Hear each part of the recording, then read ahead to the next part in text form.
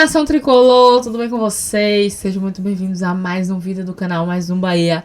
Eu me chamo Amália e vamos falar de Bahia.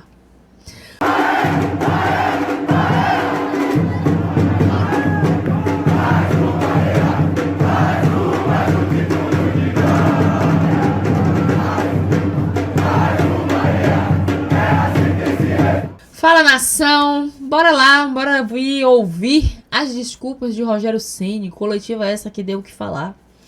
Rogério Ceni falou que o time estava desestabilizado, que o elenco, né, após goleada, não tem personalidade para manter um placar. Bora conferir. Eu confesso a vocês que foi uma vergonha, sim, Bahia perder para um time que há 30 e poucos anos não tinha acesso à Série A, que deu uma goleada, não foi só perder, foi uma goleada, no qual o Bahia teve a oportunidade de empatar o jogo e perde um pênalti que seria crucial, coloca um jogador que não tem o costume de bater pênalti, sendo que nós temos um centroavante para bater pênalti. Bahia foi bombardeado neste jogo. João Paulo sem ritmo nenhum, ritmo que tinha de campeonato baiano. E a gente sabe a qualidade do campeonato baiano, e João Paulo que tomou gols no campeonato baiano, inclusive um gol como ele tomou na tarde de hoje, né? Já vai eu atrapalhando as ideias. O que eu tenho a questionar é só planejamento mesmo. Acho que se resume a isso. Eu não vou colocar a culpa em jogador A, B ou C, porque a culpa para mim vem mais de cima. Vem de gestão, vem de contratações que não tivemos. Se quer brigar, se quer estar nas cabeças, né, como sempre dizem, precisa de reforço. E esse ano, o planejamento do Bahia foi assim, assustador. Eu, até o momento, estou assustada com o planejamento que foi feito pelo Bahia. Bora ouvir as desculpas, será que esse é o termo que eu posso usar, de Rogério Ceni e o que ele tem a dizer. Pelas frases, né, pelos os conteúdos que eu olhei aqui, essa coletiva deu o que falar, e dele dizer, né, que o elenco não tem personalidade para segurar um placar. Bahia que sempre cai no segundo tempo. O rendimento do Bahia vai a zero no segundo tempo. É inacreditável, não dá para entender. E ele tem uma parcela de culpa com as suas mudanças mirabolantes, com as suas substituições mirabolantes, mas também é aquela questão que eu falei. Contratação. O banco é fraco. E muito por culpa dele também. A gente vê exemplos como... Eu não gosto de estar falando, estar queimando o jogador. Mas a gente vê exemplos como Michel e Nestor. É o que a gente tem no banco.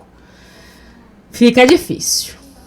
Bora acompanhar quais foram, né, as desculpas de Rogério Ceni. E se o Ceni tem razão no que ele fala também de que o elenco ficou abalado psicologicamente. Isso realmente eu percebi, falei até no vídeo de mais cedo, que após a lesão do Ronaldo, o que aconteceu com o Ronaldo? Houve um desequilíbrio total, o Bahia voltou outro e pior ainda, piorou. Foi só, daqui pra frente, foi só pra trás, quando perdeu aquele pênalti, que teve a chance de segurar o jogo ali, de pelo menos empatar e segurar, mas nem isso conseguimos. E mais uma vez, o Bahia foi bombardeado, né? Bora lá. Só para reforçar vocês, lembrando que a coletiva peguei através do canal do Puco, agradecer ao Puco que sempre autoriza, né, que a gente adquira a coletiva. Então, mais uma vez, obrigado, Puco, dá os créditos, lógico, né, bora lá. Rogério, acho que o o torcedor quer saber hoje é como explicar essa derrota, essa goleada fora de casa para a equipe do Remo. E eu queria saber do senhor, Rogério, a situação da mudança no meio-campo do primeiro volante. Tipo, fora de casa, e isso teve ou não o efeito de você ter um Caio que é mais para essa saída do jogo do que para o poder de marcação? Não só teve, boa noite, não só teve como até os 35 minutos. O problema, a grande diferença que aconteceu é que nós, com 0-0, a gente sabe jogar. E quando faz 1-0, a gente deixou de jogar. Esse é o problema. Caio jogou livre, primeiro tempo inteiro. Vitor Bueno marcava. Cara, já começa assim. Peraí, Rogério Ceni. Você falou que todo torcedor... O que todo torcedor sente. Você já começou assim. Justamente. O Bahia sabe jogar enquanto tá ali no 0x0. O Bahia fez o gol, acabou, meu amigo. O técnico tá falando isso. Vocês têm noção? O técnico abriu a boca pra falar isso. Se ele que é técnico tá falando isso, nós torcedores vamos falar o quê? Caraca! Não, confesso a vocês, eu não tinha visto ainda a coletiva. Eu paro pra assistir aqui com vocês na hora, eu só vejo alguns cortes. E cara, bora lá. Que daí tem mais. Gabriel Xavier e Caio. Caio recebeu todas as bolas, jogou. Até o momento do gol, só tínhamos nós chances de gol, correto ou não? Aí nós fazemos o gol. Quando fazemos o gol, a gente não sabe mais jogar. Aí a gente muda. Aí a gente não tem a personalidade para continuar, para chegar lá em cima no topo. Aí a gente muda radicalmente. O Remo faz 5 finalizações nos últimos 10 minutos de jogo. Tem a lesão do Ronaldo, que acho que psicologicamente até abala um pouco. Mas nós fomos um time até os 35, se eu não me engano, 36, eu não sei que minuto exato foi o gol que nós fizemos, e mudamos drasticamente. Depois ainda tivemos a chance de se recuperar com o pênalti e voltar para o jogo. Não voltou, psicologicamente, acho que o time desmoronou. Isso mostra que ainda falta preparo para ocupar a parte de cima da tabela, porque se nós estamos vencendo, estamos indo a segundo lugar, e nós mudamos drasticamente a maneira de jogar, o comportamental, e não é individual, é um comportamento coletivo. Então a escolha pelo Caio, respondendo a tua pergunta, foi mais do que correta, porque foi ele que ditou o ritmo do jogo todo, ele, Juba, jogando livre no meio, sempre com um dos dois com oportunidade de conduzir o jogo, deram todas as cartas do jogo e tivemos N possibilidade de fazer gols nos primeiros 35 minutos. Quando fizemos, foi prejudicial para o time, porque o time se mostrou capaz de jogar no 0x0, incapaz de se comportar da mesma maneira quando ganha o jogo por 1x0. Rogério, boa noite. 7 rodadas nesse Campeonato Brasileiro, e eu acho que uma tônica desse time do Bahia, pelo menos em boa parte, se não todos os jogos, tem sido a constância dentro de uma mesma partida. A oscilação dentro do mesmo jogo, às vezes dentro de um mesmo tempo, às vezes um tempo bom, outro ruim, seja o primeiro ou o segundo, porque isso tem acontecido, seja a parte física, o Brasileirão começando no início. O que é que se atribui e como consertar o mais rápido possível isso? Não acho que seja a parte física, porque hoje a oscilação veio com 35 minutos no primeiro tempo, e não tem como você justificar com uma parte física. Eu acho muito mais mental do que físico. Você tem um comportamento de um time a estar à frente, eu acho que é muito mais mental do que físico. Dentro desse diapasão que você respondeu agora, Rogério, mental do que físico, podemos observar que, como você acabou de dizer, o Bahia teve N oportunidades, criou, mas, na minha opinião, um excesso de preciosismo em uma jogada que poderia ser mais simplificada, toca do lado para o cara finalizar, o que está passando, e tem um toque a mais, um quê a mais, e isso está dentro dessa mudança de comportamento que prejudicou no todo do jogo? Não, na verdade, eu não vejo como... Hoje, no dia de hoje, eu não vejo como excesso de preciosismo. Eu vejo que, às vezes, por exemplo, o Kik vindo para dentro, ele é um ótimo jogador de beirada, consegue fazer coisas, roubar bolas, fazer a jogada como foi a jogada do gol, que ele deu assistência para o Everaldo. Quando ele traz para dentro, ele já não tem o mesmo poder de distribuir essa jogada, né? O próprio Eric, quando vem de trás, é um jogador que apresenta sempre muita coisa. Quando ele está no quadrado, na parte da frente, ele, além da chegada, a parte com bola, hoje não conseguiu desenvolver tanto. Então, assim, eu vejo muito mais até... precisamos ter mais capacidade de achar esse último passe. Porque as jogadas foram criadas, o domínio era total, o Remo completamente assustado, o que não é para ser diferente, porque vem numa última posição no campeonato, não estava com confiança para jogar. O Remo jogou praticamente de transição, chutão para frente, até a hora do gol. Depois começou a ganhar confiança, começou no segundo tempo, aí quando fez o segundo gol, nós não fizemos o pênalti, 1 minuto depois tomamos o terceiro gol, com erros de marcação, mas eu acho que a principal falha foi muito nossa coletiva. Não se pode vir aqui e jogar, apresentar tão bom futebol, estar à frente, sair na frente e em seguida mudar o jogo assim.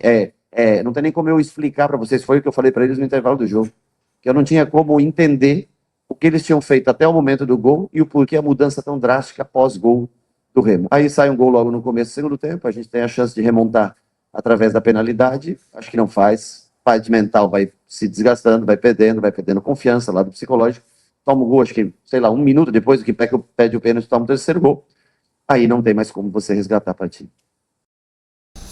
Eu tinha falado isso, eu falei, o Remo tá assustado, o Bahia deveria aproveitar que o Remo estava recuado, assustado, e o Bahia ir pra cima, era o momento de mostrar a força, mas é como o próprio falou, acho que pela primeira vez eu tô tendo que concordar com a coletiva de Rogério Ceni. Faz um gol, e após isso, Não dá pra se explicar, a gente não consegue compreender, porque parece que desaprendeu tudo o que fez. A oportunidade era essa, de ter aproveitado enquanto estava indo pra cima, enquanto o time estava grande e o Remo estava acuado. E como eu falei no outro vídeo, se não tivesse perdido aquele pênalti, talvez tivesse terminado até no 2-2, empatado. Tô concordando com o Rogério Ceni na coletiva. A primeira coletiva que eu tô concordando com o Ceni. Rogério, boa noite. Maxi Souza, Grupo Liberal. De 3 jogos fora de casa na Série A do Campeonato Brasileiro, o Bahia só havia sofrido um gol, que foi contra o Corinthians, mas depois venceu de virada. Depois vence por 1-0 contra Vasco e Internacional. É um pouco atípico o resultado de hoje para você e a sua equipe, até com base no que você fez ano passado. Qual foi a tua maior dificuldade para pontuar hoje aqui em Belém, diante do Remo? O problema não é ter tomado um gol fora, é ter tomado 3 gols em 6 rodadas e vir aqui hoje e tomar mais gols num único jogo do que em 6 rodadas. Para uma equipe que estava, acho eu, pelo que eu vejo, desgastada mentalmente, a equipe do Remo pressionada, né, para jogar, e tanto que quase não conseguiu jogar até os 35 minutos. Eu, para mim, classifico como um desastre para a gente o que a gente promoveu no segundo tempo. É inaceitável a gente ter um comportamento. Uma coisa é se você vem e não consegue jogar. Pô, o Remo foi melhor o tempo todo, conseguiu manter a gente, não deu chance pra gente. Não, você tem que fazer 35 minutos de domínio total do jogo, e depois mudar drasticamente. Isso é culpa da gente, não tem como você explicar a mudança de comportamental, a mudança mental durante o jogo, depois de fazer 35 minutos tão bom e fazer a coisa mais difícil, que é se colocar à frente do placar. Ou seja, deveria ser mais fácil jogar após estar em vantagem. Para nós, não. Hoje, não. No dia de hoje, é triste o que aconteceu com a gente, inexplicável a mudança de comportamento estando à frente do placar. Enquanto 0-0, fomos um time. Quando tivemos no 1-0, com chance de estar encostado no Palmeiras a 2 pontos, mudamos drasticamente. Isso é uma das coisas que nós temos que melhorar, ou nós não vamos estar preparados nunca para chegar ao topo da tabela.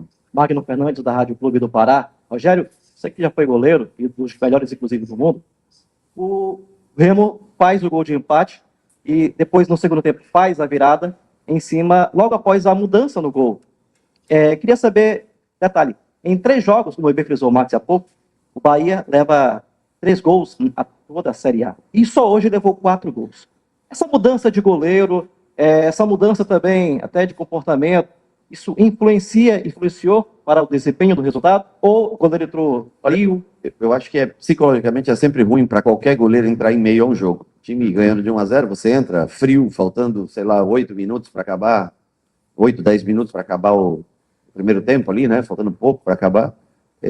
Nunca é a mesma coisa que você se preparar para começar um jogo. Isso eu posso te garantir. Mas eu não vejo não vi os gols com calma ainda, né? Mas não foram falhas, João. Eu acho que é muito mais a mentalidade do restante da equipe do que querer imputar alguma culpa ao goleiro. Rogério, vocês sempre dizem que quando se ganha, não está tudo maravilhoso, e quando se perde, nem tudo é uma miséria total.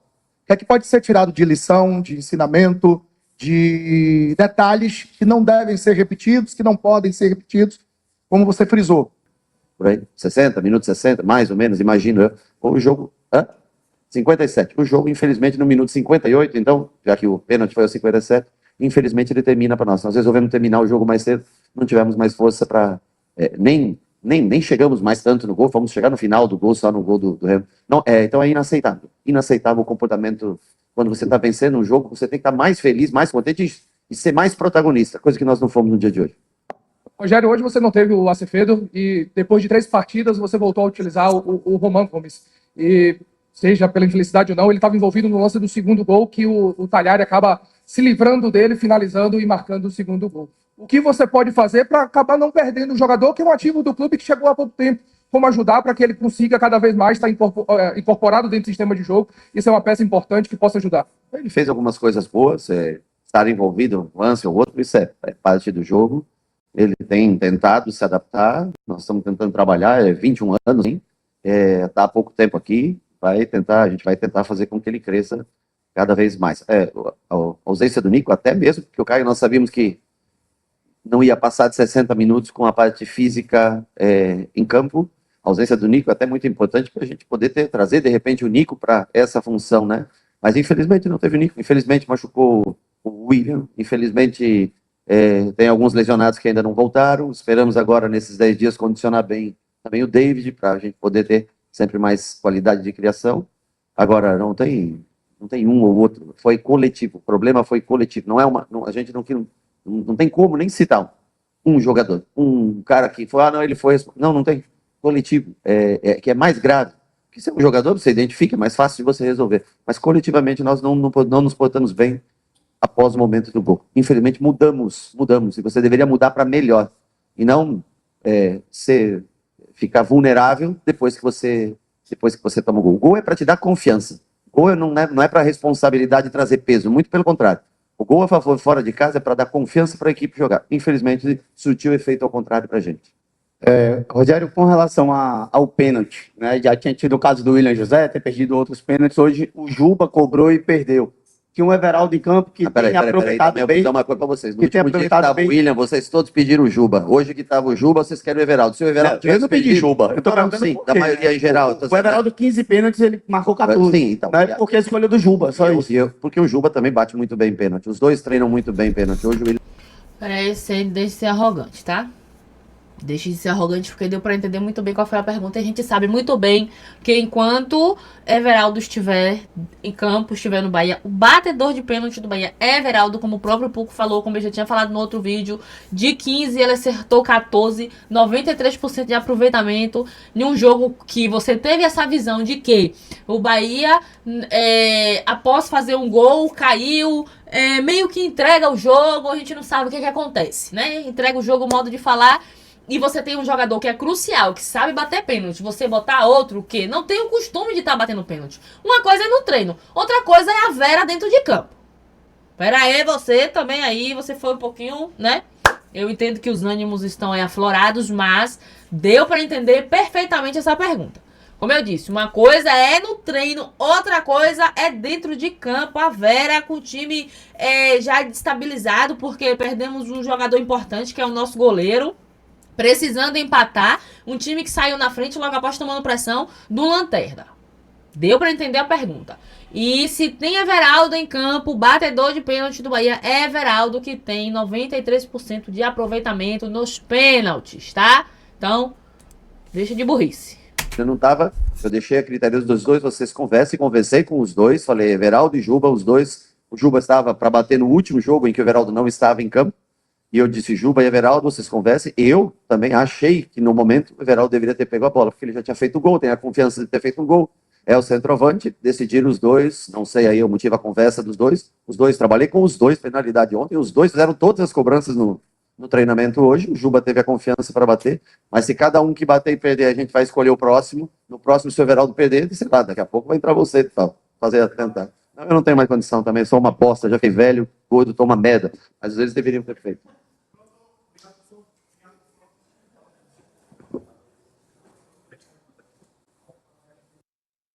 Rapaz. Ô, Ivan, eu fiquei até Tá com medo aí. de falar, Ivan. Eu fiquei com medo de falar aqui, pô. Tá aí, então foi assim, tirou a minha dúvida, porque eu falei, gente, de quem foi a decisão do Juba bater esse pênalti, sendo que tinha Everaldo, né? Então o Ceni falou que foi algo entre eles mesmo ali, então já tirou essa dúvida. Deixa aí nos comentários o que vocês acharam, vocês concordam com a colocação do Rogério Ceni? Beijo, tricolor, fiquem com Deus, até a próxima.